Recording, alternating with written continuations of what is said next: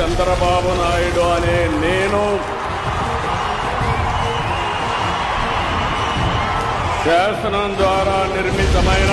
భారత రాజ్యాంగం పట్ల నిజమైన విశ్వాసం, విధేయత చూపుతానని, భారతదేశ సార్వభౌమాధికారాన్ని, సమగ్రతను కాపాడుతానని ఆంధ్రప్రదేశ్ రాష్ట్ర ముఖ్యమంత్రిగా నా కర్తవ్యాలను శ్రద్ధతో, అంతఃకరణ శుద్ధితో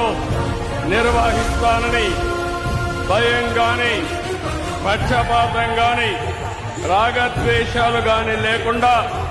రాజ్యాంగాన్ని, శాసనాలను అనుసరించి ప్రజలందరికీ న్యాయం చేకూరుస్తానని